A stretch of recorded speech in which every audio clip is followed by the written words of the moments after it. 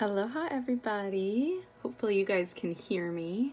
I wanted to just hop on here and share a little bit about our February book for our mental health book club. So this book is by Sonia Renee Taylor. It's called "The Body Is Not an Apology."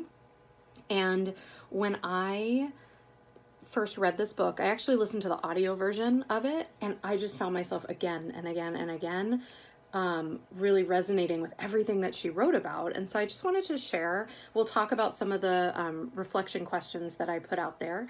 And hopefully, whether you're catching this live or you can watch the replay, this will spark something in you, and maybe you'll think about getting this book if you haven't read it already.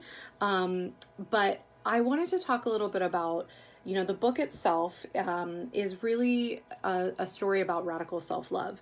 And I wanted to talk about what that is, because I think a lot of people, we know what self-love is, or we think we understand what that is. Why is it radical, right? I love the way that she explains this. Essentially, Sonia Renee Taylor, the author, basically says that radical self-love is our inherent state of being. And she differentiates that from like this concept or the movement of body positivity. Basically, she is talking about, if body positivity is sort of like our acceptance of all bodies, regardless of size or shape or skin tone or gender, or even physical ability, right? She is talking about this concept of radical self-love, taking it a step further than body positivity, that it's really it's about affirming almost every person, that every person deserves love, and every person deserves acceptance without any qualifiers, right? That like your very existence is actually enough to earn unconditional love and acceptance. And that is really what radical self-love is. I'm just going to read a quote because I love what she says. She says, radical self-love is deeper, wider, and more expansive than anything we would call self-confidence or self-esteem. It's juicier than self-acceptance. Including the word radical offers us a self-love that is the root or origin of our relationship to ourselves. We did not start life in a negative partnership with our bodies. We arrived on this planet as love. And I have to say that that resonated with me so deeply, because I find in my work with women, in my private practice and in my wellness practice, that honestly, if you think about, I even think about my own child, right? I have a little boy who's 3, and I mean, he is just a bundle of love. That is really, we all were born into this world as this little bundle of love. We are perfect when we are born, right? We are so perfect. Why does that change as we get older, right? And in my practice, I come across, and I work with a lot of preteen and teen girls in my therapy practice. And what I see, and also having worked at a school for 12 years as a school counselor, what I see is that somewhere around, I don't know, really around age 11, 12, pre-puberty pretty much, right around the time that puberty starts, something shifts, or she talks about it. She says basically when when kids' physicality shifts, when the body changes, that's when we start to become more self-conscious. That's when we start to develop some different concerns, or feel like we have to change something about ourselves in some way. And I see this time and time again, unfortunately, with the girls that I work with. And it's what I wish so much that they knew is that they are perfect exactly as they are. But one of the things that Sonia Renee Taylor talks about in this book is, she says, radical self-love is really about accepting and celebrating both our body as well as other bodies, different bodies. And that loving our body starts with acknowledging the harmful thoughts that we have, and recognizing that they're not our own thoughts. Who we are is not our thoughts. And what she suggests is that basically these thoughts come from what she calls, and I love this, basically she calls it a world of body terrorism, where she's essentially saying that we are bombarded with images and messages from the media, from our culture, about what women are supposed to look like and what is our ideal standard of beauty. And what she's saying is that actually who we are is perfect, that we don't have to change anything about our body, that every body is exactly as it's supposed to be. And that we should celebrate that, right? Rather than like put our body down or other women's bodies, or, you know, pick at different parts of ourselves. She's suggesting that it's actually our inherent state of being. Radical self-love is who we are. We just have to remember who we are. And sometimes, and I'll walk you guys through sort of her 4-step pillars in a minute, as to how she suggests that we get there. But, I think that she's basically saying, again, radical self-love is not necessarily a destination you're trying to get to. It's actually who you already are. And she says, and it's working tirelessly to guide your life. So it's almost like radical self-love is like a tropical island. And that's where your self-esteem can thrive if you can remember who you are.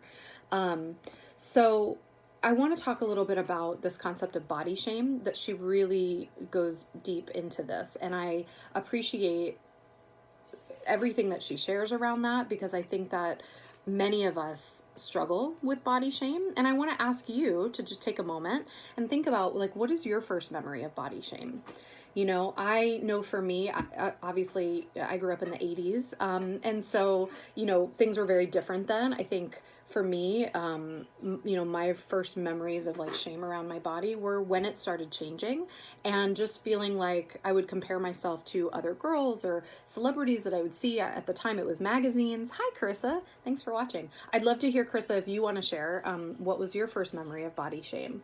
I think for me, as a young girl, we look at these images and we're trying to figure out, like, who are we, what are we, what do we value?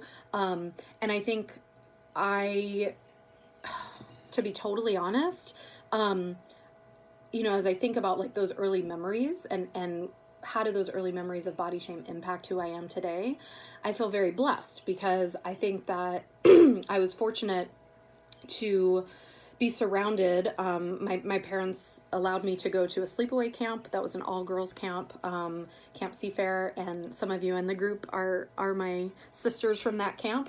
And I really feel like I credit Seafair with surrounding me with so many positive role models and emphasizing the importance of character and like inward values and beauty as opposed to the outward.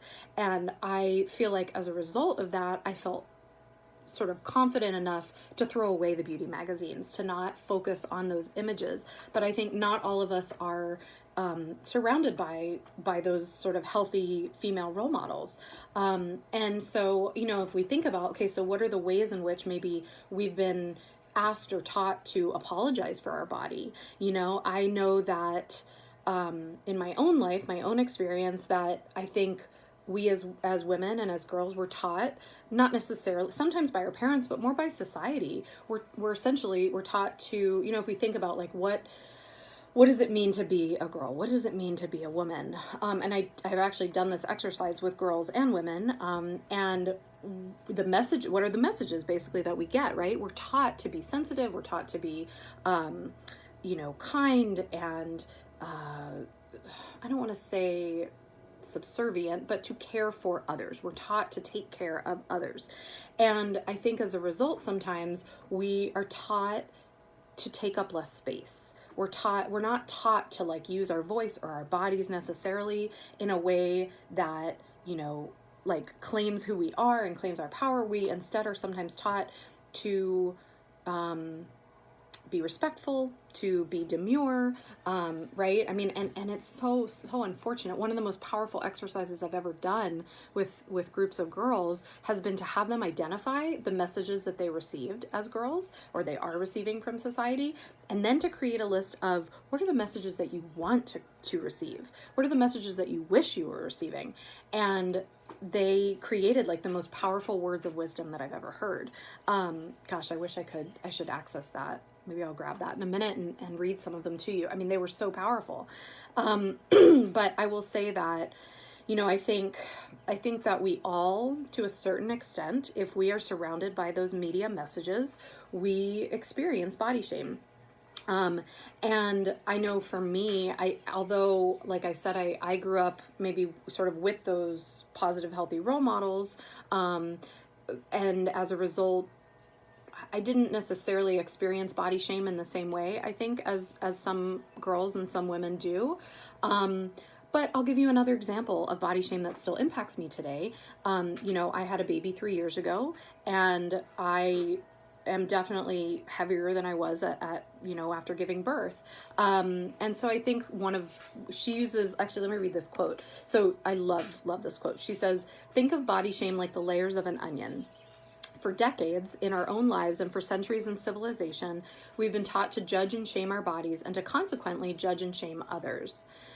Getting to our inherent state of radical self-love means peeling away those ancient toxic messages about bodies. It's like returning," and I love this line, "it's like returning the world's ugliest shame sweater back to the store where it was purchased and coming out wearing nothing but a birthday suit of radical self-love." And like, God, that was such a powerful quote to me, because I think we all wear shame sweaters at different times, right? It may not necessarily be body shame, but I think that as women, we shame ourselves in different ways. Carissa, you said you went to an all-girls boarding school that was really strict. So I wonder, like, in what ways did you experience shame? Whether it was body shame or whatever your shame sweater was. I think, as I was saying, for me, recently at least, I notice there's this little voice in my head sometimes that's definitely like irrational, but that compares myself to other moms, right? And I'm like, oh, I haven't lost that baby weight yet. Or, wow, look at all that mom is doing. Am I doing enough? And I think that's a shame sweater that I wear, right? And I am self-aware enough to be able to catch it and to recognize that that doesn't serve me, that who I am is, again, it's love, and that what I'm doing is more than enough. But I think it's easy to get caught in that sort of irrational, that sort of cognitive distortion and that irrational thinking. Hi, Tamara. Tamara, thank you so much for sharing. So she shared that some of her shame sweaters include past mistakes, sexual sin, business failures. Yeah, I mean, thank you for that vulnerability. I think that it's hard for us to sometimes, as women, accept when we have gone off the path, right? And hi, Gracia. She was one of my former students, actually. And, I think that we have to be more loving and more kind to ourselves and more willing to recognize and to name the shame sweater, recognize what is the shame that we're carrying. And does that serve me, right? I mean, I think if we can recognize that who we are is love, who we are is imperfect, then we are more accepting of sometimes those failures, so to speak, or the ways in which we're not maybe living up to our standards or expectations. One of the things that I really love in this book, she talks about that she basically says all our body rules are made up. Like, think about, where did they come from? What are these ridiculous rules that we have about our body that affect our daily life, right? I mean, is your rule, if you think about, like, what does society tell us? Well, we have to cover up our, like, zits or our blemishes. We have to maybe eat a certain way at a certain time, or I should take the stairs instead of taking the elevator to get more exercise, or I should, whatever the rules are, right? Ask yourself, like, what are the rules that I live by? What are those body rules that I put on myself, and where did those come from? I think as I did that exercise, as I was sharing with a group of girls, some of the messages that they talked about are basically the mixed messages of, like, you need to be thin, but you also need to have curves. You need to buy our product, right? Like, if you look at all the beauty, whatever they're called, makeup out there, it's a lot of it is like, be naturally beautiful, but yet you need our product to do that. Or, like, use our product so that you can get rid of your wrinkles. I mean, it's just like this constant messaging that's very sexist, ageist, and really, I think, just creating such unhealthy expectations about what it means to be beautiful in our culture. And, again, one of them that I think is a body rule is don't take up too much space. Like, have you ever noticed if you're walking down the street and let's say somebody's walking towards you, I don't know about you guys, but my tendency in the past has been to move over, to make space for that other person, right? But yet like, what would happen if we didn't budge? What would happen if we stood our ground and we took up space in this world, right? And I don't know. I think that, as we reflect on like, what are those rules that we live by, those body rules, what would happen if we challenge those? And that's really what she talks about in this book. And one of the ways she says to do that is, she says, one, to stop participating in body shaming and to recognize our implicit bias. And she basically defines that our implicit bias are sort of like our attitudes, that we, essentially have towards other people, or even stereotypes that we may have that are sort of unconscious. Like, without our conscious knowledge, we do have these implicit biases or stereotypes, and there's tons of psychological research behind that, actually, that shows this implicit bias when it comes to whether it's race, or it's bodies, or it's even gender, right? There is a certain bias that we all hold, even if we're not consciously aware of that. And so I think what she's suggesting in this book is that we all take part in body shaming, even if it's on an unconscious level.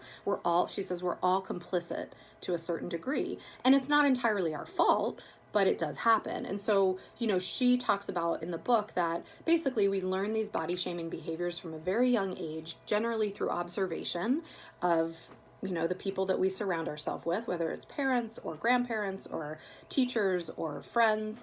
And basically she says, in order to stop participating in this culture of body shaming, we need to recognize our internal biases.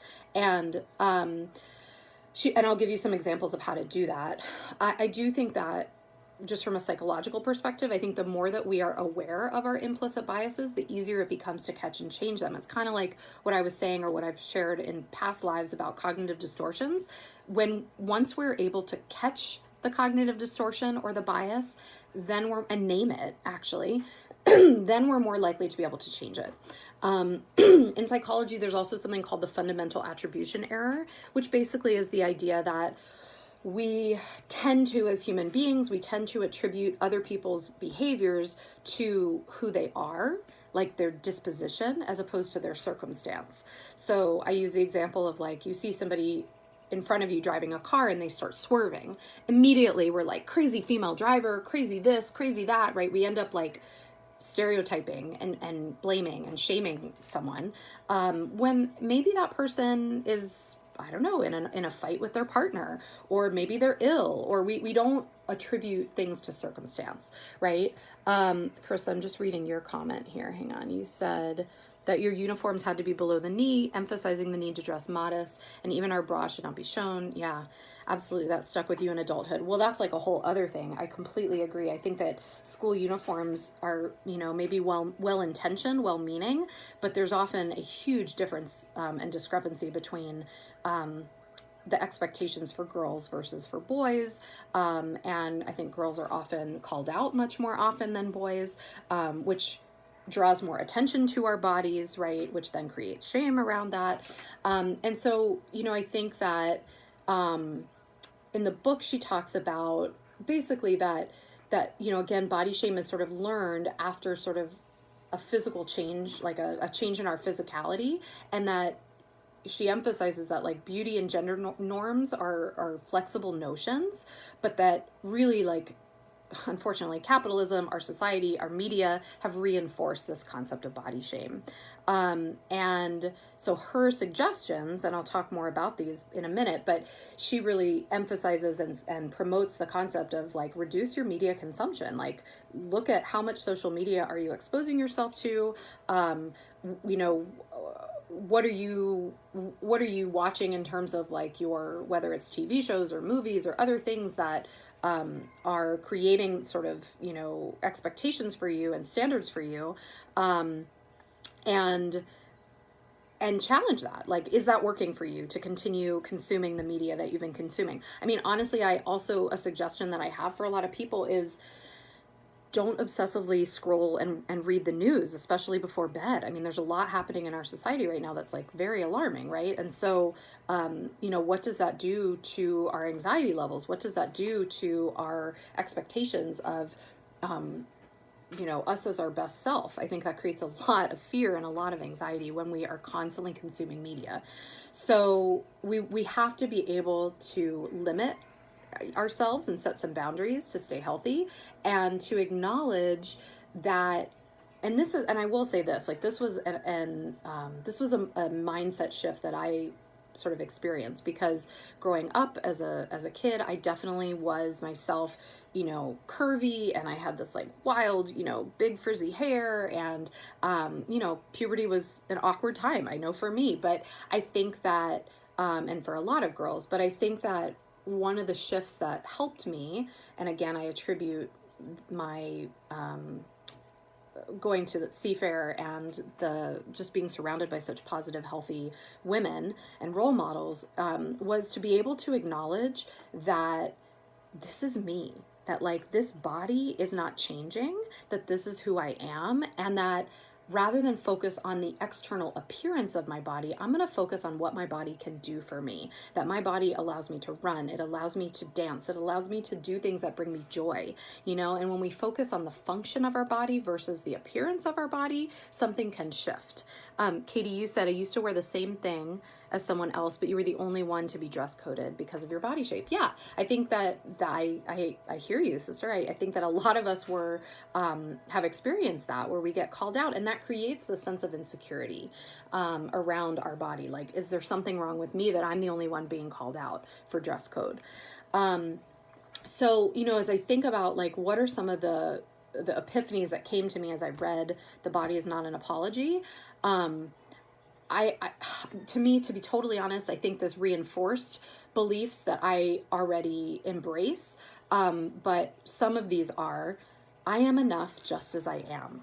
Like, who I am is enough. Also, I'll just say this, in the same way that who we are is not our thoughts, who we are is also not our body.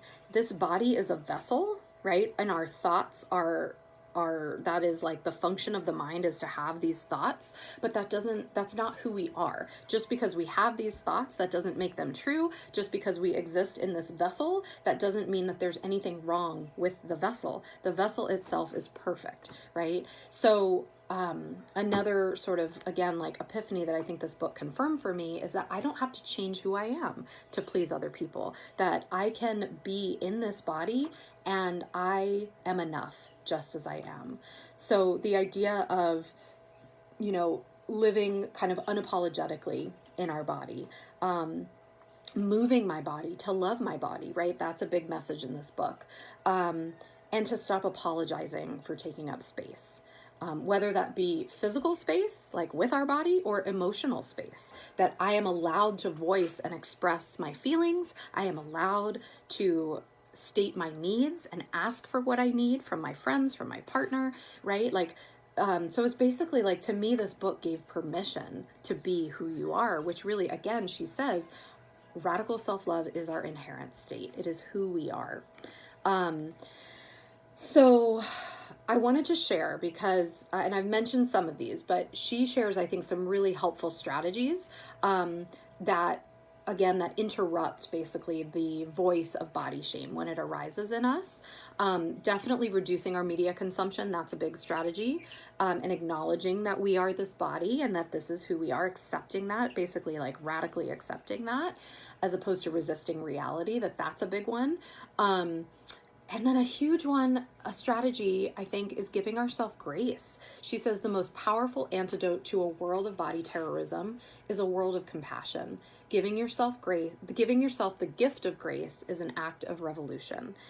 And I totally agree. Like, whenever you can give yourself the gift of grace and recognize that you are perfect, you don't have to change anything about yourself, that who you are is exactly who you are meant to be, there's so much freedom in that. It is a revolution, an act of revolution. And the other thing, I was saying, like, moving our body to love our body, she suggests that we like get to know our body intimately, that like actually, whether it's through dance or through movement or sport, or she says sex, or even through, whatever it is that increases your love for your body, she says do that, right? And I completely agree with that.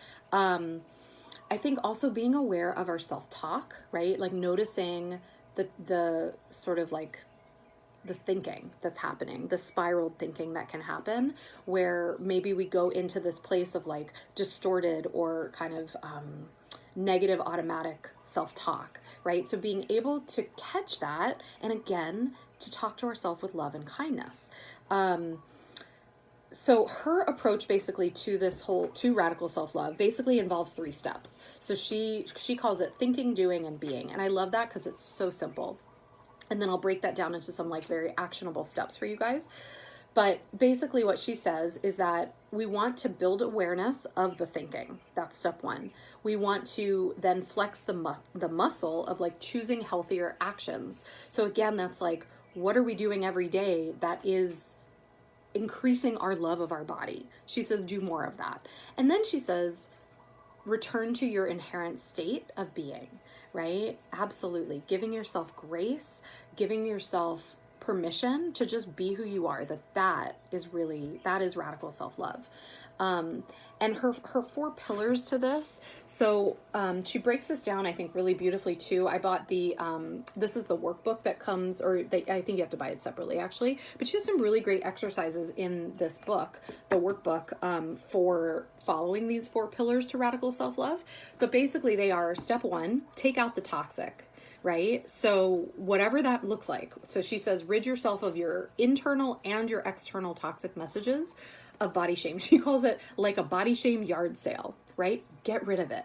So do a media audit for yourself. Maybe it's like a 12-hour social media detox, or maybe it is some other kind of detox. Tamara, you said you're fasting from your phone for Lent. I love that, right? Giving yourself permission for whatever period of time feels comfortable for you to separate yourself so that you're not exposed to all of those messages. I also think just identifying what those messages are, that can be really helpful in terms of taking out the toxic. And then she talks about rewriting the story and the narrative, right? Like essentially identifying what are healthier messages that you can tell yourself instead. So, and I'll share some in a moment, because I want us to create some healthier mantras. So the second step, she says, is basically, she calls it mind matters. And what that means is, she says, essentially empty out the attic and the basement of your mind and consider what you might do with all that amazing space that you free up, right? So she's basically suggesting that we use meditation, that we develop mantras or affirmations that are rooted in self-love, and we banish the binary. That's what she says. Basically, to me, what that means is no more all or nothing thinking. Again, all or nothing thinking is that idea of like, well, if I don't do this, then only this, right? So it's sort of like I'm always going to be this or I'm never going to be that. That's all or nothing thinking, or even also known as black and white thinking, basically where we go to these polarized extremes as opposed to living in the gray area, which really is where life happens. So banish the binary, right? Instead of living in those 2 extremes of it's always got to be this way. I have to be this weight. I have to maintain, this number of exercises per week or these workouts, or no, can we just banish that? And can we instead set a goal of like, I want to move in my body. I want to connect with my body. So it's somewhat eliminating the body rules that we've created for ourselves. The third step, she says, is unapologetic action. And she means basically like reconnect to the joys and the movement of play, right? Like connect to what it means to just enjoy moving your body, to dance, and to, whether you're, running or you're playing tennis or you're swimming or you're whatever, you're just playing. Like for me, when I play with my kid and my son in or his sandbox, or we play outside, just can we find joy in that and really be in like this movement of play and our bodies just being who they are, being in a state of inherent love. And she's saying, like, can you allow yourself to experience pleasure? Like, that's a huge one. I think a lot of us feel like, I don't deserve pleasure. And so we restrict whatever that thing is, whether it's food or it's something else. We might be restricting ourselves from even just enjoying, getting outside, going for a walk. We have these rules of like, well, I have to work from 8 to 5 and I have to, no, like get rid of the rules. Can you write your own rules? That's what she's suggesting. Can you be unapologetic in the actions that you take? Can you identify, this is another thing she talks about in the workbook. Can you identify your body shame origin story. Like, where did your body shame begin? And then can you rewrite that story? And that's a really beautiful practice. If you've ever, a thought is, if you've never done that before, think about writing yourself a letter to you as a child. When did that origin story, that body shame story start? And what would you tell that child before they even, before that story began? What message would you give that inner child? And then the last step 4, is collective compassion. Basically, to create compassionate communities of support, and to be vulnerable, and to give ourselves grace, and to essentially fill ourselves with more, statements and support. She says statements of love, basically, and support. And that, to me, to be honest, that's why I created the Women's Wellness Circle. That's why I love running circles for girls and for women. But I think we need more compassionate communities of support, where we can be vulnerable, where we can give ourselves permission to just be who we are, and just allowing us to be in ourselves, like, just without having to change anything, being in this body, loving this body for who it is and for what it does for us, as opposed to feeling like, well, I don't look like her, or I should be this way or that way. We create these expectations and these stories for ourselves. No, she says, rewrite the story, which I 100% agree. And so one of the other things that I really appreciate about this book is, and this was a question, one of our reflection questions was, how can radical self-love in our relationships with our own bodies change the systems in the world around us? And this is really powerful. She talks about, she says basically that as we awaken to our indoctrinated body shame, we feel inspired to awaken others and to interrupt the systems that perpetuate body shame and oppression against all bodies. She says racism, sexism, ableism, homo and transphobia, ageism, fat phobia, and are algorithms created by human struggle to make peace with the body. A radical self-love world is a world free from the systems of oppression that make it difficult and sometimes deadly to live in our bodies. And this is no secret or surprise, right? I think we are, again, seeing on the news just more and more stories of just, it's oppression everywhere. And so I think what she's suggesting is that essentially what we need is to teach ourselves as well as our children body autonomy, privacy, consent. She's encouraging us to raise radical self-love humans, right? To actually teach our kids to challenge what society tells us to believe, and to actually teach, and I would say our kids, but also ourselves, that who we are is enough. That we don't have to change anything about ourselves, that we don't have to do anything differently except just show up, just exist as who we are, and constantly be working towards the best version of ourselves. And she, I think that a lot of what she talks about is the more that we start to, again, recognize our own implicit biases and to be willing to call other people on their implicit biases, or even their sort of overt biases even, that the more that we can work towards, living in a world that is there, where there's less oppression, basically. So she's really suggesting that, like, we have to start with ourselves, and we have to start with the words that we give ourselves and the words that we're teaching and sharing with others, and that will ultimately be like taking these baby steps towards changing some of the systems of oppression that exist in our world. I wanted to share a really simple story. I think I wrote about this maybe in one of my posts, but just so simple, right? But my 3-year-old son, Bodhi, on Valentine's Day, came home from school, and he, we were at the dinner table, and he pointed to me and he said, "I love you, Mommy." Actually, I don't even think he said Mommy. I think he said, "I love you," and he pointed at me. And then he said, "I love you," and he pointed at my husband, his dad. And then he pointed at himself and he said, "I love you." And I was just like it almost brings me to tears. I was so proud of him. Like, that is something that I definitely teach him, is to love who he is, and that who he is enough. And I think that if we could share that message with ourselves, but also with the girls and the women in our life, that we could see some shifts and some changes. And so, I wanted to, the very last thing was to basically create, I'd like you to think about creating a mantra for yourself that would help to create a world of radical self-love, right? Start with yourself, start with the affirmations that you tell yourself. And so it can be so simple. I mean, to be honest, this is exactly why I created this, my radical self-love affirmations, because I found myself in my therapy sessions and my wellness sessions saying the same things again and again and again to girls and to women. And so I'll just share a couple. I pulled like a few of these cards that I really love, that stood out to me. But imagine if you told yourself every day, I am enough just as I am. I do not have to change who I am to please others. I am healthy, strong, and beautiful with every curve and at every size.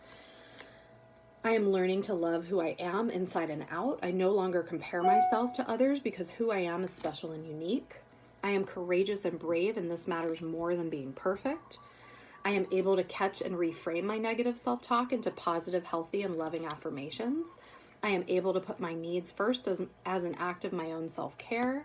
I am treating myself at love with every turn. I mean, I could go on and on. I could read you all of these affirmations, but, I encourage you to think about, create your own affirmation, or if you really want, feel free, you can definitely buy these on my website, aboundingcircles.com, under the store page. But I think that so many of us as women, that it's just a matter of like following some of those principles, take out the toxic, right? Really empty. Well, one, identify what is the negative self-talk that I'm finding myself falling into, and can I reframe sort of those thoughts and essentially like rewire myself a little bit, whether it's through meditation or I'm through even like some breath work that's really rooted in a mantra or an affirmation. Can you unapologetically take action? Can you just like go outside and just like stand and allow the sun to beat on your face, and just allow yourself to really experience joy and experience pleasure? I'm honestly, like, I ask my clients sometimes, what in your life brings you joy? And it's so telling, because those clients that are in a mentally healthy space are able to almost immediately tell me what are the things they do for themselves that bring them joy. Those who are struggling a little bit more tend to pause because they don't know, they haven't been giving themselves or giving permission for themselves to experience joy. And so I encourage you to do that. I encourage you to connect with our community and our circle of women, whether you want to share and, share something about your own journey, whether it's with body shame or the body rules that you've made up, or you maybe want to share an affirmation or a mantra that you use that works for you. I'd love to hear. Please write in the comments if there's something that has been sort of a step that you've taken towards your own radical self-love. I believe that on my website I have a calendar right now it's a 31 days of basically like action steps that you can take for radical self-love. So if you go to my homepage, aboundingcircles.com, and you just put in your email address, it'll send you a calendar that has, I think it's just like a radical self-love calendar that I created, with some different, suggestions, basically things you can do every day to create more joy and to create more love in your own life. So I hope this has been helpful, you guys. Definitely encourage you to read the book. The Body is Not an Apology. Sonia Renee Taylor is incredibly eloquent and incredibly inspiring. And so I appreciate those of you who tuned in today, and definitely welcome anything you want to share, whether it's in the comments or you want to message me privately. I would love to talk more with you. I'm super passionate about this stuff. And I encourage you to also check out our March book, which is Untamed. And if you haven't read that one by Glennon Doyle, it is incredibly inspiring. She basically talks about, and I'll do another live on that. But she talks about, you're welcome. In Untamed, she basically like steps out of the box that society tells her to live in, and she starts living on her own terms. And it's just, in doing that, she is able to like step out of her own depression and her own anxiety and her own history of eating disorders, and she is able to live a life that she feels proud of and she feels happy in. So I really felt like that was a book that I think many of you would resonate with if you haven't already read it. So enjoy that, you guys, and I will hopefully see you and get to connect with you virtually soon. Okay, aloha.